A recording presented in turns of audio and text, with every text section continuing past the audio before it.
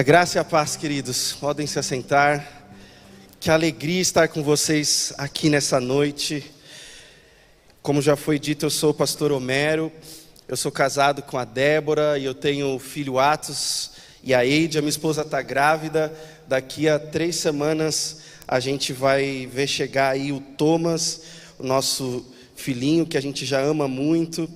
E eu saí da Jordânia, próximo da minha esposa ter o nosso próximo filho, para estar com vocês aqui nessa noite, e já fui tremendamente abençoado. Você crê que a presença do Senhor está nesse lugar?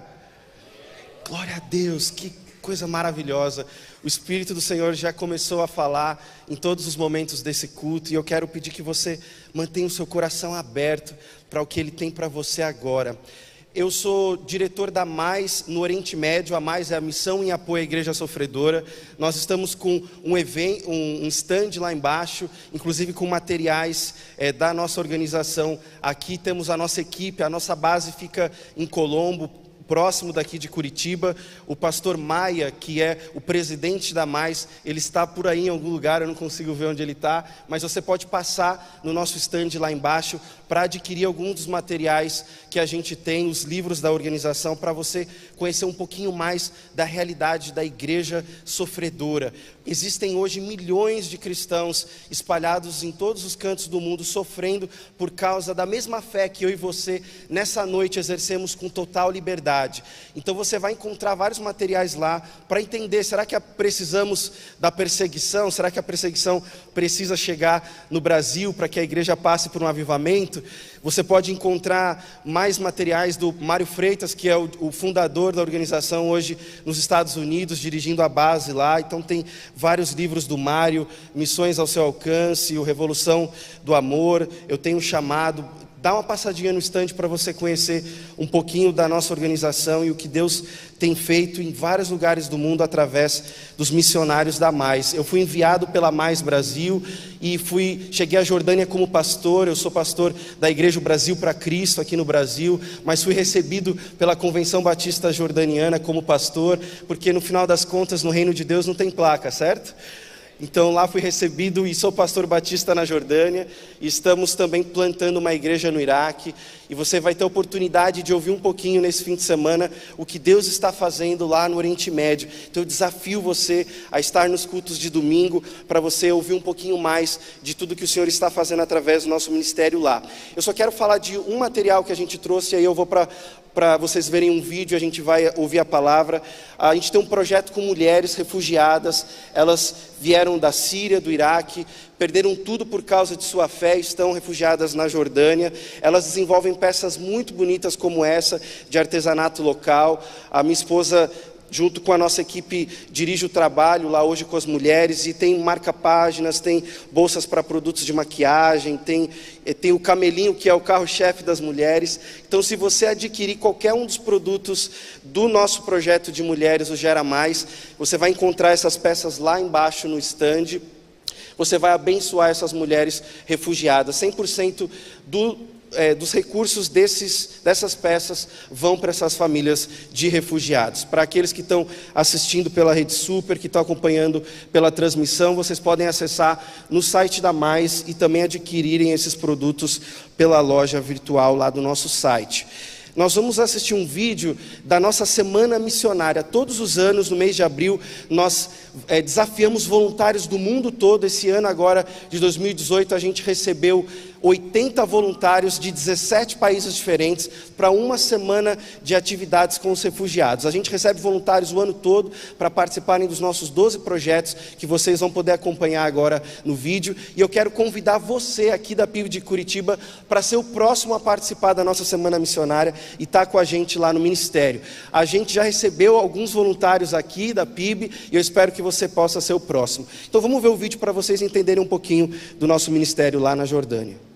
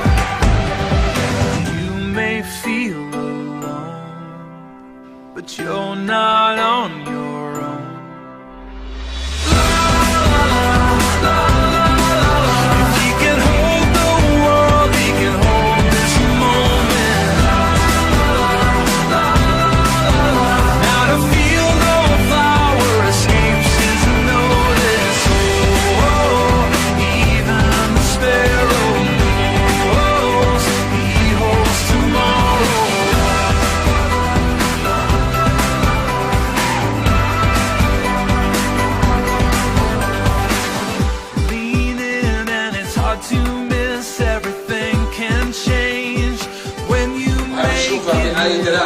Oh, He wants to carry it, carefree in the care of God. When you let it go, you'll find that He's enough. Oh, you'll never leave His love. You don't walk alone.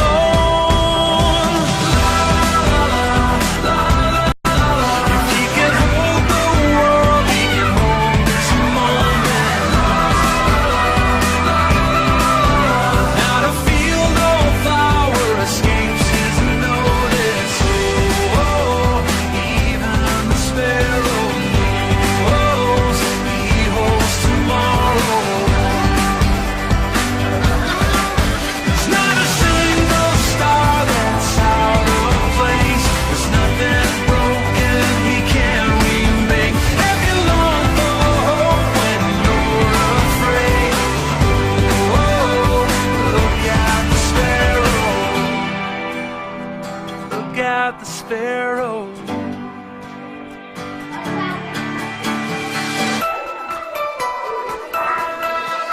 If He can hold the world, He can hold this moment. Now to feel no power escapes His notice. Oh, even the sparrow knows He holds tomorrow. Even the sparrow knows He holds tomorrow. Glória a Deus. Quem vai ser o próximo aí para a Jordânia? Isso aí. Agora eu quero pedir que você abra comigo a palavra em Lucas 14, nós vamos ler de 25 a 27. Lucas 14, de 25 a 27. E a palavra diz assim: uma grande multidão ia acompanhando Jesus. Este, voltando-se para ela, disse: se alguém vem a mim e ama seu pai, sua mãe, sua mulher, seus filhos, seus irmãos e irmãs e até sua própria vida mais do que a mim, não pode ser meu discípulo. E aquele que não carrega a sua cruz e não me segue, não pode ser meu discípulo. Jesus era um pregador famoso. As multidões adoravam a seguir o mestre. Tinha gente de todo tipo correndo atrás de Jesus por causa de suas palavras desafiadoras, encorajadoras, por causa dos milagres, dos sinais, das maravilhas. Haviam ali no meio das multidões aqueles que não viam a hora de pegar Jesus em algo que eles poderiam incriminá-lo, como aconteceu com os fariseus em muitas situações. As multidões seguiam a Jesus. E as multidões continuaram a seguir a Jesus através da mensagem dos discípulos por séculos e séculos, e até hoje as multidões pelo mundo afora continuam a seguir ao Mestre. Para a glória de Deus, eu já pude viajar por quase 40 países, e eu pude ver da Coreia do Norte até a Colômbia, a igreja de Jesus sendo edificada, e milhares e milhões continuam a seguir a Jesus ainda hoje. Entretanto, quando nós olhamos para essa palavra, a gente vê que Jesus, ele se volta para a multidão e declara algumas coisas, que continuam a ecoar hoje para as multidões do mundo afora, inclusive para nós aqui na PIB de Curitiba. Quando a gente olha para essas palavras de Jesus, a gente vê que ele determina por meio delas, aqueles que seriam não só mais um seguidor no meio da multidão, mas os seus discípulos. E aí a gente vê que é difícil ser discípulo de Jesus. Para ser discípulo do mestre, a gente vai ter que aprender a perder algumas coisas. Ele já tinha dito no texto paralelo, em Mateus 10:39, quem acha a sua vida, a perderá, e quem perde a sua vida por minha causa, a encontrará. Então a gente vai ter que aprender a perder algumas coisas, para ser não só mais um seguidor no meio da multidão, mas discípulo. E hoje eu vim aqui lá da Jordânia para falar para você, querido, não aquilo que você vai ganhar por ser discípulo de Jesus, mas aquilo que você vai ter que perder para não ser mais um no meio da multidão. E quando a gente olha para o texto, a pergunta que vem é: o que a gente vai ter que perder? O que Jesus quer que a gente perca? E a primeira coisa que a gente aprende aqui, a gente aprende que vamos ter que perder os laços familiares. Peraí, pastor, como assim? Laços familiares? Você está dizendo que eu vou ter que abandonar os meus pais, que eu não vou mais me importar com os meus filhos, que eu não vou dar o melhor para a minha família? É interessante que Jesus usa no grego um superlativo. Ele, na verdade, ele não usa a palavra, como diz aqui na versão NVI, amar. Ele usa a palavra odiar. Ele diz: se alguém vem a mim e não odeia seu pai, sua mãe, sua mulher, seus filhos. Peraí, Jesus quer que eu odeie a minha família? Ele está indo contra os 10 mandamentos, sendo que lá a gente encontra o primeiro mandamento com promessa, que a gente tem que honrar os nossos pais. Não, querido, é claro que não. Então vamos tentar entender o que Jesus queria. A gente vai ter que aprender a colocar o Senhor Jesus acima de tudo.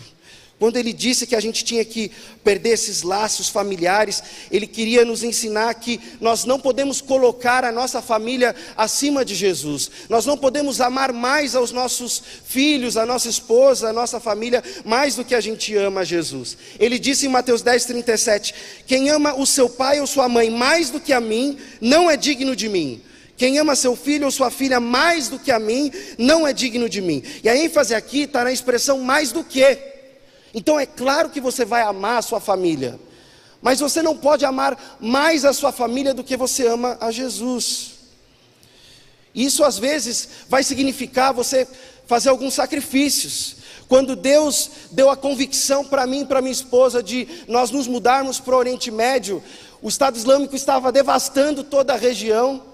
Nós tínhamos um orçamento familiar limitado, estávamos começando a uma vida de dependência de manutenção, de apoio de mantenedores. Eu trabalhava antes, a minha esposa também. O nosso filho tinha 1 ano e 7 meses, mas o Senhor falou que queria que nós fôssemos e nós decidimos obedecer. E fomos para o Oriente Médio, com as crianças pequenas.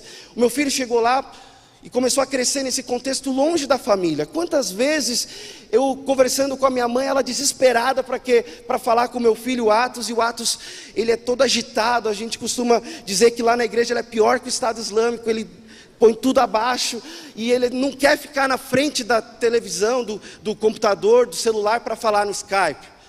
Ele não tem paciência para isso. E quantas vezes a minha mãe ou a minha sogra ficaram tristes, choraram, porque queriam falar com ele, mas ele não queria. E ele está sendo criado longe da família.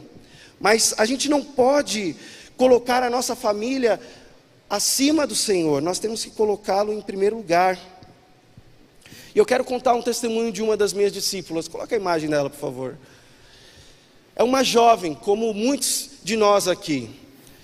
Ela é egípcia, e a Marian, ela era muçulmana e vivia muito bem com sua família, com seu esposo, em Cairo, num contexto muito tranquilo. E de repente um dia, há muitos anos, ela viu acontecendo um atentado numa cidade em Alexandria, e o marido dela começou a celebrar a morte de cristãos naquele atentado, e ela começou a se questionar: nossa, é isso que eu creio? E aquilo mexeu com ela, e ela começou a ver na internet, pode voltar por favor o slide, ela começou a ver na internet mais informações sobre os cristãos, porque ela viu que eles começaram a perdoar tudo aquilo que eles vinham sofrendo no meio de toda aquela crise naquela época no Egito. E ela ficou curiosa: por que eles perdoam? Como é que eles são assim tão diferentes? E aí então, ela começou a pesquisar na internet sobre o cristianismo, e de repente, num dia ela teve um sonho. Ela estava num jardim muito bonito, e ela andava por aquele jardim, e ela viu uma igreja no fundo do jardim, e ela decidiu ir em direção àquela igreja. Quando ela chegou lá, ela viu que a porta era muito alta, o pastor saiu para fora, e de repente uma fonte de mel começou a jorrar do alto da porta até o chão. E ela ficou curiosa com aquela cena, e o pastor olhou para ela e falou assim: prova desse mel, ele é muito gostoso, é delicioso, é doce. Só que ela ficou com medo, não quis provar do mel. E aí então ele vai, prova do mel, mostra para ela que era seguro, que era delicioso. E aí então ela toma coragem, prova daquele mel. Tempos depois, quando a gente conversou sobre o assunto, ela me disse que depois que tinha acordado do sonho, ela ainda conseguia sentir o gosto do mel na boca. E o mel no Egito é muito famoso por ser delicioso, mas ela disse que nunca tinha provado nada igual àquele mel. Ela então decide entrar na igreja, o pastor fica fora e ela começa a caminhar no corredor central daquela igreja, e ela vê que lá no fundo, no altar, havia um desenho de Jesus com vestes brancas. E aquele desenho começa a brilhar, aquelas vestes começam a brilhar, e ela vai caminhando em direção àquele desenho de Jesus. De repente, aquele desenho cria vida e começa a caminhar em direção a ela. E ela sabia que aquele homem era Jesus, era Isa, o profeta que os muçulmanos chamam dessa maneira, mas que é o Jesus dos cristãos. E ela vai caminhando em direção então a Jesus, e conforme ela vai se aproximando do mestre, ela começa a sentir paz, alegria, amor, ela sente algo incrível, nunca tinha experimentado nada semelhante. Quando ela está bem pertinho de Jesus, ela queria abraçar a Jesus, ela acorda do sonho. Mas ela acordou com a convicção de que deveria seguir a Jesus. Sozinha, ela entrega a vida para Cristo e começa a voltar para a internet, a buscar mais informações sobre a Bíblia, porque ela teve uma revelação do Senhor de que o mel era a palavra de Deus, e ela precisava da ajuda dos cristãos, como foi no caso do sonho pastor, para que ela pudesse se alimentar da palavra. E ela então chega à nossa família nesse contexto pela internet. A gente começou a conversar com ela, mas ela tinha muito medo, porque ela falava: olha, se o meu marido descobrir, ele vai me matar. E a gente começou a orar por aquela jovem, e as semanas foram se passando, e ela tinha muito medo, mas estava se alimentando da palavra de Deus, até que então, um dia ela estava limpando lá o seu quarto, e de repente, ela achou um gravador. Ela tinha tido várias conversas com cristãos pela internet, muitas vezes falava com eles por áudio. O marido começou a desconfiar e esconder o gravador, ele tinha descoberto tudo. Ela ficou com medo e disse para nós: olha, meu marido descobriu, ele vai me matar, eu estou muito preocupada. E a gente disse para ela: olha, nós estamos com você em oração, vamos nos colocar de joelhos. E as semanas foram se passando, e um dia ela estava tomando café, e de repente aquele homem na cozinha pega uma faca. E ele começou a andar pela cozinha, desesperado, agoniado, ele queria matá-la, mas algo o impediu de fazer isso, e ele botou a faca e foi embora. E ela mandou a mensagem para nós, explicando o que tinha acontecido, e a gente preocupado, e começamos a orar mais por ela, e as semanas foram se passando, e novamente aquela cena se repetiu. Ela estava sentada na cozinha, quando de repente ele pegou a faca, e ele desesperado, ele queria matá-la, mas algo o impedia, e ele deixou a faca e foi embora. E ela disse: eu não sei mais o que fazer, a qualquer momento meu marido vai me matar.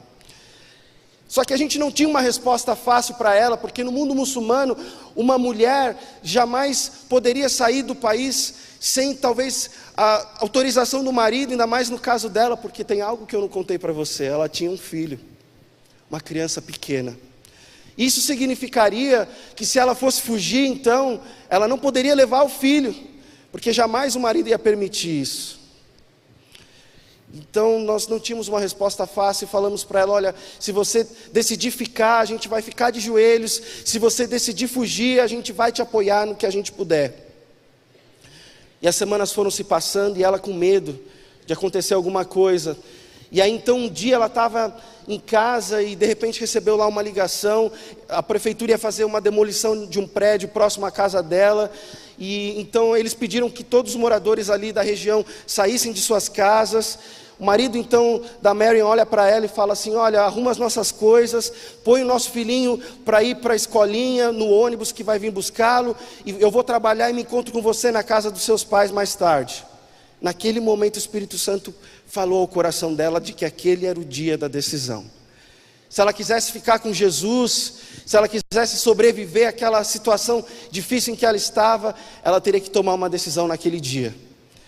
E ela então começa a preparar a mala, o marido vai embora, ela arruma as coisas do filho para ele ir para a escolinha, e aí então ela estava já com as coisas prontas, e ela começa a chorar. E clamava no seu íntimo: Deus, me dá uma palavra, fala comigo, me diz algo para que eu possa entender qual é a sua vontade. E ela chora, e a criança chega para ela e fala: mamãe, por que você está chorando? E ela fica em silêncio. Chega o momento dela levar a criança para frente da casa, para que ela fosse entrar no ônibus, para ir para a escolinha. Ela então, mais uma vez, começa a clamar e a chorar. E ela dizia: Deus, me dá uma palavra, fala comigo. Mais uma vez o filho pergunta: mamãe, por que você está chorando? E ela fica em silêncio e vai caminhando com a criança em direção à frente da casa. E quando ela está se aproximando ali já do ônibus, o Espírito Santo ministra ao coração dela, lhe dá uma palavra para ela. Ela então se ajoelha, dá um beijo na testa do filho, e ela diz assim: meu filho, que Deus o abençoe para sempre. Ela coloca a criança dentro do ônibus, o ônibus sai, ela volta para dentro da casa em lágrimas, pega as coisas dela e foge para um outro país, onde a gente a manteve num lugar seguro até hoje. Desde março de 2015, essa jovem mãe nunca mais viu o filho dela. A família contratou investigadores desesperados para encontrá-la e matá-la. A gente se coloca em situação de risco por mantê-la na nossa casa refúgio, e ela passou todo esse tempo longe da família, porque sabe que se eles a encontrarem, eles vão matá-la. Mas ela sorri, ela serve ao Senhor, ela ama Jesus, apesar de ter sacrificado tudo, inclusive o próprio filho. E quando eu a encontrei, já na casa refúgio, eu perguntei para ela: Mary, o que o Espírito Santo falou ao seu coração naquele momento final, que te deu tamanha força para tomar essa decisão? E ela disse assim: Homero, o Espírito Santo me disse que Deus, Ele não poupou o próprio filho dele por mim, porque eu faria o diferente por ele. E porque Deus deu o filho dele por ela, ela entrega tudo para Jesus. Nós temos que colocar o Senhor acima de tudo. Jesus disse para a multidão: se alguém vem a mim e ama seu pai, sua mãe, sua mulher, seus filhos, seus irmãos e irmãs, mais do que a mim, não pode ser meu discípulo. Agora tem algo muito bonito com a Mary, é que todas as vezes que eu viajo, ela manda mensagem para mim, a gente conversa, ela fala: olha, volta logo, porque vocês são a minha família. Eu, a minha esposa, nós nos tornamos a família dela. E apesar de nós termos quase que a mesma idade, ela me chama de pai. Nós temos uma relação familiar. E toda a nossa equipe ama ela como parte da família, porque há algo mais que Jesus queria que a gente entendesse em perder esses laços familiares. Era de que a gente tem que entender que agora a gente faz parte de uma grande família. E você não tem só seus irmãos, sua mãe, seu pai, do sangue, mas você tem agora pais, irmãos, irmãs também do sangue, mas do sangue de Jesus. Então olha para a pessoa que está aí do seu lado e fala assim: você é minha família. Jesus estava no meio de uma outra multidão. Os discípulos chegaram para ele e falaram: mestre, a sua mãe chegou aqui, ela quer te ver. Jesus olha para a multidão em Mateus 12:50 e responde assim: quem faz a vontade de meu Pai, que está nos céus, este é meu irmão, minha irmã e minha mãe. Isso significa que eu tenho uma grande e linda família aqui na PIB de Curitiba. E é assim que eu me sinto na Jordânia ou no Iraque, onde estamos plantando a igreja, com aqueles nossos irmãos e irmãs, muitos deles que perderam tudo por causa da fé em Jesus, fugindo da perseguição do Estado Islâmico ou por causa da guerra. Nós somos uma só família em Cristo Jesus. Então a gente tem que perder esses laços familiares pequenos e bairristas. E é lógico que você vai se importar e cuidar da sua família, mas você deve cuidar e se importar com aqueles que são também da família de Deus. E tem futebol, e tem churrasco, e tem celebração, mas tem também os momentos de dificuldade, de tristeza, assim como com os da família do DNA, a gente também partilha desses momentos com os da família da fé. Paulo diz que se uma parte do corpo sofre, todo o resto sofre com ela. Se uma parte do corpo se alegra, todo o resto se alegra com ela. Então nós sofremos e nos alegramos uns com os outros, porque somos uma só família. Agora, Jesus, ele disse algo mais para aquela multidão. Ele falou assim: se alguém vem a mim e ama até sua própria vida, mais do que a mim, não pode ser meu discípulo. Então você quer saber qual é a segunda coisa que você tem que perder? Nós temos que perder a nós mesmos. Essa é a segunda lição. Você não pode amar mais a si mesmo do que você ama a Jesus.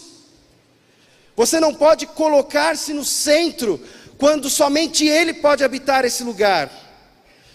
E é interessante que no mundo de hoje as pessoas estão tentando se encontrar através das filosofias, das religiões, dos estilos de vida. Todo mundo quer saber as grandes respostas das questões da vida, mas Jesus vai na direção contrária. E Ele diz que se eu e você, a gente quiser se encontrar, a gente vai ter que se perder. Ele fala para a multidão em Marcos 8, de 34 a 36, se alguém quiser acompanhar-me, negue a si mesmo. Tome a sua cruz e siga-me, pois quem quiser salvar a sua vida, a perderá. Mas quem perder a sua vida por minha causa e pelo Evangelho, a salvará. Pois que adianta o homem ganhar o mundo inteiro e perder a sua alma? Se eu e você quisermos ser salvos e nos encontrarmos nessa vida, ter uma razão que nos satisfaça plenamente neste mundo, a gente vai ter que se perder. E não dá para você se achar nesse mundo sem se perder. A única maneira de você ser feliz é você se perder. Jesus, Ele queria que a gente entendesse que precisamos abandonar tudo que diz respeito a essa vida egocêntrica. Nada importa mais. As suas conquistas, as suas vitórias, os seus sonhos, os seus desejos, nada disso ele tem valor quando eu e você entregamos a nossa vida para Cristo. Paulo fala assim: a vida que vivo no corpo já não vivo mais para mim mesmo, mas pela fé no Filho de Deus, que me amou e se entregou por mim. Então acabou, já fui crucificado com Cristo. Eu já não vivo mais para mim mesmo. Não tem os sonhos e os planos e os desejos do Homero. São os projetos, os propósitos, os planos de Deus para mim, que são muito maiores do que eu posso pensar ou imaginar. Eu vim de uma comunidade carente na zona oeste de São Paulo. Tenho 32 anos, já rodei o mundo, fiz 2 faculdades, mestrado, tenho uma família linda, já conquistei e vi tantas coisas lindas no ministério, mas nada disso tem valor. Mas ao mesmo tempo, tudo isso tem valor porque foi o Senhor que fez e não porque a minha vida está sendo construída ao meu redor. Para de viver para você mesmo, para de fazer os seus projetos de vida, a faculdade, comprar casa, carro, os seus planos, tudo como se a sua vida girasse em torno de você. Tem muito crente vivendo como zumbi, está morto, mas na verdade está vivo, fazendo os seus desejos e os seus planos. Quando eu e você temos que viver exclusivamente para o Senhor, nós temos que buscar primeiro o reino de Deus, e as demais coisas serão acrescentadas. Paulo ele fala em Filipenses 3, de 13 a 14, irmãos, não penso que eu mesmo já o tenha alcançado, mas uma coisa eu faço, esquecendo-me das coisas que ficaram para trás e avançando para as que estão adiante, prossigo para o alvo, a fim de ganhar o prêmio do chamado celestial de Deus em Cristo Jesus. Então, se você quiser ganhar o maior prêmio, que é o próprio Senhor Jesus, deixa para trás o que ficou para trás e passa a andar em direção ao alvo que é Cristo, olhando para Ele, vivendo para Ele, não mais para você mesmo. A igreja egípcia é uma igreja que está cheia de histórias de mártires e de irmãos e irmãs que têm vivido essa realidade de viver exclusivamente para o Senhor. Quero contar a história de uma família. Coloca a foto, por favor, da senhora com o filho. Há poucos anos atrás, você deve se lembrar, volta por gentileza 2 slides. Você deve se lembrar dos 21 cristãos coptas que foram assassinados naquela praia na Líbia. Eram irmãos nossos, você deve se lembrar que foram decapitados, o Estado Islâmico divulgou essa imagem. Na nossa igreja nós temos um culto só para os egípcios, muitos dos membros da nossa igreja eram amigos dos mártires. Nós estávamos orando quando eles foram sequestrados, e fomos os primeiros a saber quando eles foram martirizados. Eu e a minha esposa, nós pegamos o primeiro voo e começamos a visitar os familiares dos mártires, as viúvas, os órfãos, os pais, e a gente começou a ir de casa em casa. E aí, numa das casas, eu conheci uma senhora, a Beshir. Ela perdeu 2 filhos, Um rapaz de 22 anos e um rapaz de 25 anos estavam trabalhando na Líbia para sustentar a família. Quando eu cheguei na casa, aquela mulher feliz, ainda com expressão de alegria no rosto, apesar do luto e de toda aquela situação difícil, eu fiquei tão impactado. Visitei aquela casa em várias vezes, pode passar por favor, para ver a imagem da Ombechir. E nós começamos a encorajar aquela família, mas numa das viagens, eu perguntei para ela, o que ela faria se ela visse na sua frente ali, os assassinos dos seus filhos. E essa senhora me surpreendeu com a resposta dela. Ela olhou para mim e ela disse assim, eu convidaria eles para entrarem dentro de casa, ofereceria para eles o meu melhor chá, e eu os agradeceria, porque eles mostraram para o mundo todo que os meus filhos morreram como mártires por Jesus, e eles ajudaram os meus filhos a entrar no reino dos céus.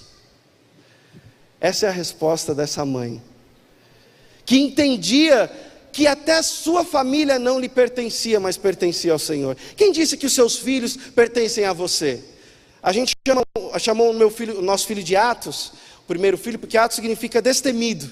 E a gente ora para que Deus o use de maneira muito mais destemida do que a gente tem buscado ser usado no Senhor no ministério. Da mesma forma agora o Thomas. Vem no domingo de manhã para você entender porque a gente chama o Thomas com esse nome. Queridos, a nossa vida não mais nos pertence, pertence ao Senhor. E a gente tem que viver para Ele.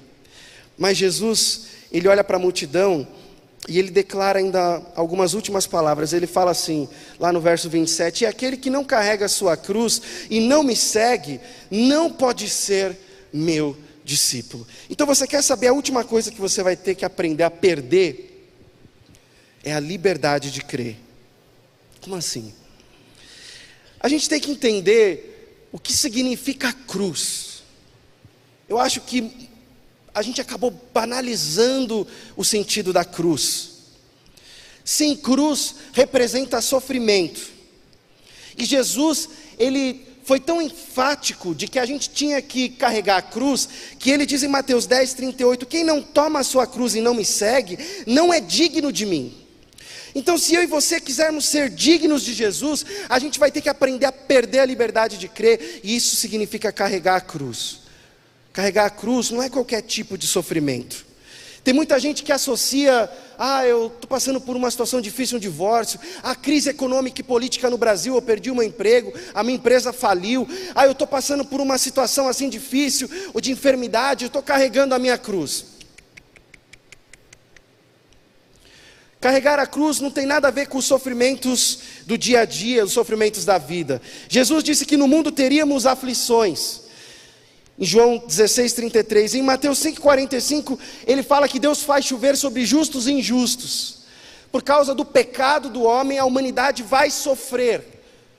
E crente, assim fiel, cara temente a Deus, que busca o Senhor, que pastores oram quando o cara está com câncer, morre muitas vezes por causa do câncer. E da mesma forma, gente trabalhadora, crente fiel, que busca o Senhor, fica desempregado por anos. O sofrimento vai vir para todos, mas isso não tem nada a ver com carregar a cruz. A gente tem que entender o que significa a cruz. Jesus, ele foi crucificado, ele foi morto na cruz por uma razão. E carregar a cruz significa sofrer igual a Jesus sofreu, os sofrimentos da cruz, por essa mesma razão. Quando a gente olha lá para o momento em que Jesus foi preso e sentenciado à morte de cruz, a gente encontra o motivo dessa crucificação. Jesus, ele foi preso, julgado, torturado, crucificado por causa de sua mensagem. Os fariseus, os líderes ali do Sinédrio, eles no julgamento de Jesus disseram que ele cometeu blasfêmia, porque ele se dizia ser Deus, ele se dizia ser filho de Deus. A mensagem de Jesus foi o que levou a ele a morrer na cruz. E é interessante que Jesus é a própria mensagem, ele é o verbo que se encarnou, que viveu entre nós, Ele é a palavra viva, Ele é o Evangelho, Ele é a mensagem. E porque Ele era o Evangelho, Ele foi preso, julgado, sentenciado à cruz e morto, crucificado. Mas ao mesmo tempo, diferente de outros pregadores de sua época, Jesus, Ele vivia tudo aquilo que Ele pregava. E porque Ele vivia a sua mensagem, e não era só hipocrisia, não eram apenas palavras, mas Ele demonstrava através de sua vida a sua mensagem. Ele foi preso, julgado, sentenciado e crucificado. Também, queridos, Jesus veio para trazer as boas novas, que trouxeram vida para gerações e gerações. E se nós estamos aqui hoje, é porque a mensagem continuou a ser pregada, de geração em geração até eu e você. E porque Jesus pregou a mensagem de vilarejo em vilarejo por todo Israel, Ele foi preso, julgado, sentenciado, crucificado. Então carregar a cruz de Jesus significa sim sofrer, mas sofrer por causa da mensagem. Quando eu e você temos a mensagem em nós, Jesus habita no nosso coração. Quem tem Jesus no coração, levanta a mão. Amém? E quando nós sofremos porque Jesus está em nós, nós estamos carregando a cruz. Ele mesmo disse: todos odiarão vocês por minha causa, mas aquele que perseverar até o fim será salvo. Porque Ele está em nós, nós vamos sofrer. Não tem como a luz de Jesus que brilha em nós estar no meio das trevas e não gerar perseguição e sofrimento. O inimigo vai tentar de tudo que ele puder para que a mensagem que está em você, ela se apague. Ao mesmo tempo, quando eu e você vivemos a mensagem, não só nas canções, não só nos domingos, e não só nos eventos, e não só nas conferências, mas na nossa casa, na escola, na faculdade, no dia a dia, nós vivemos a mensagem, e nós sofremos por causa disso, aí então você está carregando a cruz. Quando o teu amigo te chama de fanático, porque você agora está vivendo o Evangelho de verdade, você não vê pornografia, você não cola nas provas, você não se envolve com nada errado, você busca uma vida reta diante do Senhor, você não baixa download de filme ilegal lá no Pirate Bay, você não faz nada que os teus amigos na escola, na faculdade fazem, eles te chamam, você é besteira isso daí. Quando você vive essa vida e você perde amigo, você perde oportunidade de trabalho, a tua família não dá mais o amor, a atenção como davam para você, você sofre por causa de viver a mensagem, aí você está carregando a cruz. Quando você prega a mensagem, assim como Jesus, na tua escola, no teu trabalho, na rua, na padaria, no táxi, no Uber, aonde Deus te colocar, você usa todo momento, qualquer momento, você remia o tempo, queridos, e você prega a mensagem a todo instante, você fala assim como Jesus falou, e por causa disso você sofre, aí você está carregando a cruz. E Jesus está me chamando e chamando você para isso. Paulo fala assim: de fato, todos os que desejam viver piedosamente em Cristo Jesus serão perseguidos. Não tem opção, não existe esse papo de igreja não perseguida. Jesus só tem uma igreja, e essa igreja é perseguida. Você faz parte da igreja sofredora, queridos. E quanto mais rápido você entender isso, e passar a tendo a mensagem, vivê-la e pregá-la, e mesmo que isso traga sofrimento, você vai ser cada vez mais digno de ser chamado de discípulo de Jesus. Porque os discípulos são aqueles que vão carregar a cruz. Você não é livre. Quem diz que você é livre? Só porque você está no Brasil, você acha que você é livre? Quando você viver a mensagem, pregar a mensagem, tenha convicção de que as lutas vão vir. Pergunto para você, não é quando você se determina, eu vou orar, eu vou fazer um jejum, eu vou fazer uma consagração, eu vou buscar a Deus, não é nesses momentos que as lutas começam a vir? Sim ou não?